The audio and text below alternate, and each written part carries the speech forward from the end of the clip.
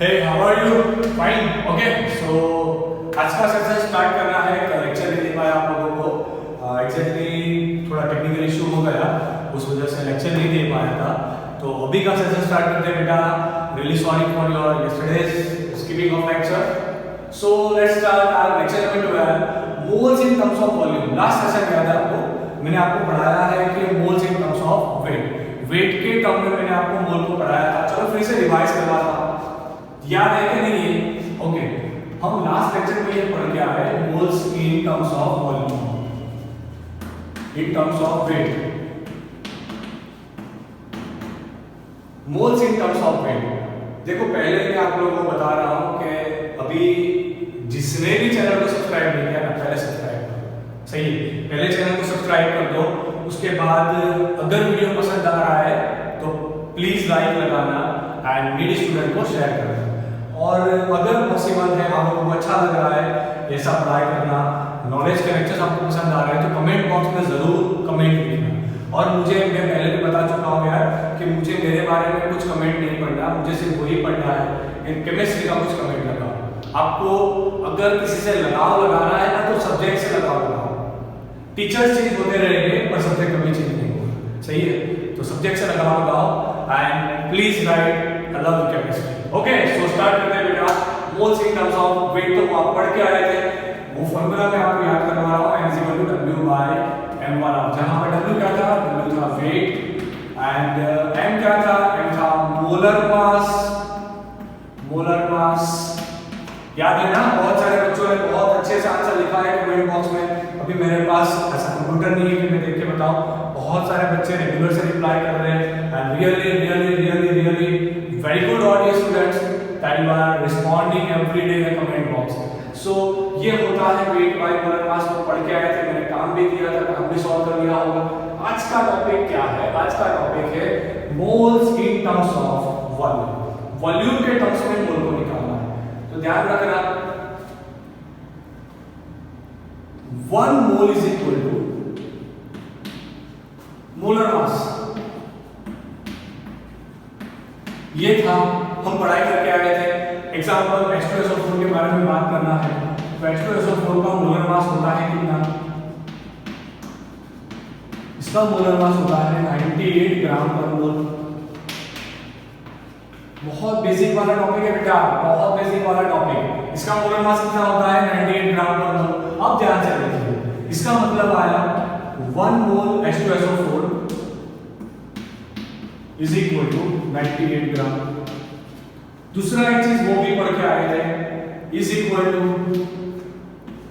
6.022 10⁻23 molecules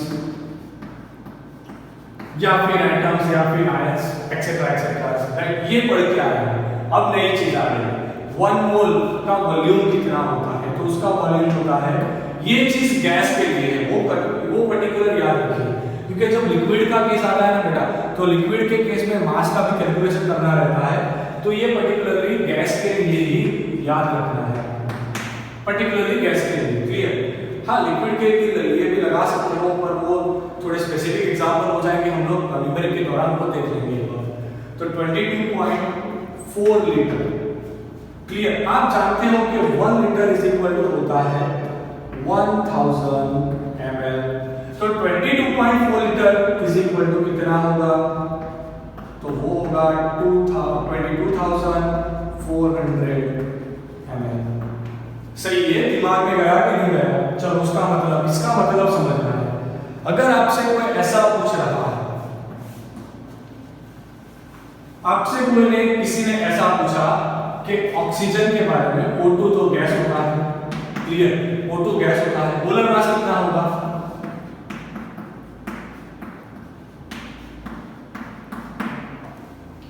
इसका molar mass कितना होगा? तो इसका मोलर मास होगा 32 ग्राम पर मोल। इसका मतलब क्या आया? इसका मतलब निकल कर आया कि ऑक्सीजन, 1 मोल ऑक्सीजन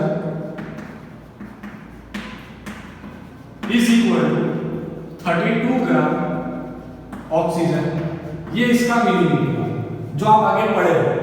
तो इसका एक और भी मीनिंग निकलता है, is equal to 22.4 litre oxygen. अगर आपको 32 ग्राम ऑक्सीजन दिया गया है तो उसका वॉल्यूम कितना होगा? फिर से एक बार देखो, ये रिलेशन समझ लो, 32 ग्राम ऑक्सीजन है तो वो 22.4 लीटर होगा।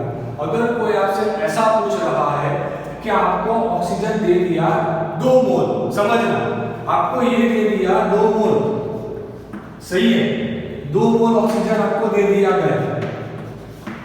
अभी आप इसका जो वेट होगा, टोटल वेट कितना होगा? तो 1 मोल का वेट 32 होता है, इसी वजह से 2 मोल का वेट कितना होगा? 64 ग्राम होगा। 64 ग्राम ऑक्सीजन, 1 मोल ऑक्सीजन होता तो उसका वॉल्यूम 22.4 लीटर निकल कर आता। यहां पर 2 मोल ऑक्सीजन, तो 2 मोल ऑक्सीजन मतलब के 2 into 22.4 लीटर, तो आपका आंसर नियरली 44.8 समथिंग निकल कर आएगा, जो हो गया ऑक्सीजन का वॉल्यूम। और ये सारी चीजें एसटीपी पे होनी चाहिए। तो ये नया वर्ड निकल कर आया बेटा कि एसटीपी क्या होता है, तो ध्यान से देखना, एसटीपी क्या होता है? एसटीपी का मतलब होता है standard temperature and pressure. Standard temperature and pressure, तो स्टैंडर्ड टेम्परेचर कितना लिया गया, स्टैंडर्ड प्रेशर कितना लिया गया? तो standard temperature 273.15 kelvin, standard pressure 180 है। क्लियर? तो ये चीज आपको याद रखनी है, स्टैंडर्ड टेम्परेचर 0 डिग्री सेल्सियस या फिर 273.15 केल्विन एंड प्रेशर होगा 180 एम। एक्चुअली ये 180 एम नहीं होता, 1.0015 एटीएम होता है, पर हम लोग उसे 180 एम कंसीडर करेंगे। तो इस टेम्परेचर एंड इस प्रेशर पर जब आप कभी कोई गैस को रखते हैं, याद कुछ नहीं रखना है, ये कंडीशन दी जाएगी। सही है, देखो हमारा जो पूरा केमिस्ट्री का सब्जेक्ट है ना, वहां पर हम लोग जो डिस्कशन करते हैं वो सब आइडियल गैस के लिए होता है। और जो आइडियल गैस होता है ना बेटा, वो आइडियल गैस इस सारी सिचुएशन को बहुत कंप्लीटली फॉलो करता है। आइडियल गैस मतलब एक हाइपोथेटिकल गैस है, वैसा कुछ रियल में नहीं होता, पर हम उसे अज्यूम करते हैं कि इस तरीके से वो गैस होता है। सही, समझ रहे हो? ओके, तो जैसे आपने ये वाला रिलेशन निकाला, तो यहाँ पर आप कैसे रिलेशन निकालोगे? तो ध्यान से देखो, अगर 1 मोल ऑक्सीजन होता तो 22.4 लीटर कहलाता। सही है, मतलब आपने लिया यहाँ पर n मोल, तो n मोल के लिए कितना आएगा? अगर देखो आपको बनाना है तो आप इस तरह से यहाँ लिख सकते हो कि 1 मोल होता तो उसका वॉल्यूम 22.4 लीटर होता। अब आपके पास तो n मोल है, तो वॉल्यूम कितना होगा? तो उसका वॉल्यूम कितना होगा? तो वॉल्यूम कितना होगा कैसे निकालोगे? तो n into 22.4 litre is equal to v। तो आपके पास एक नया फॉर्मूला यहां से निकल कर आया, जिसे कमेंट बॉक्स में लिखो, स्टार करो, जो करना है वो करो, कि हमारे पास आया mole is equal to volume divide by 22.4 litre. अगर आपको ये ml में कन्वर्ट करना है तो आप लिख सकते हो n is equal to v divide by 22,400 ml। मतलब जब भी मोल निकालने हो ना, तो गिवन वॉल्यूम, ये हो गया given volume,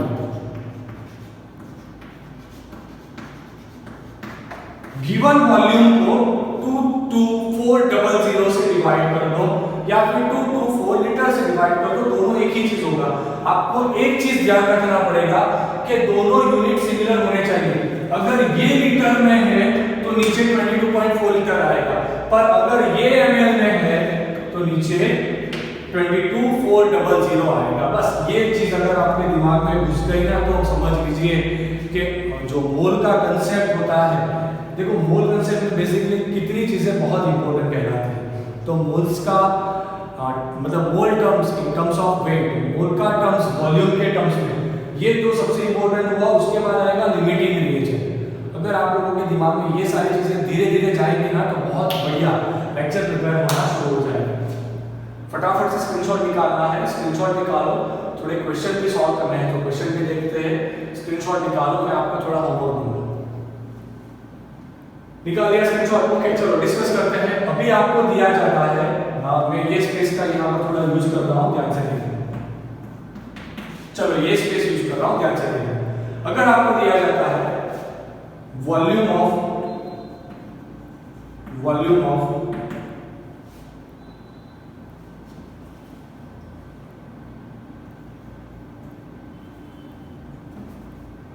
18 gram H2O gas is equal to how much. आपको क्वेश्चन पूछा गया है कि 18 ग्राम H2O गैस का वॉल्यूम कितना होगा।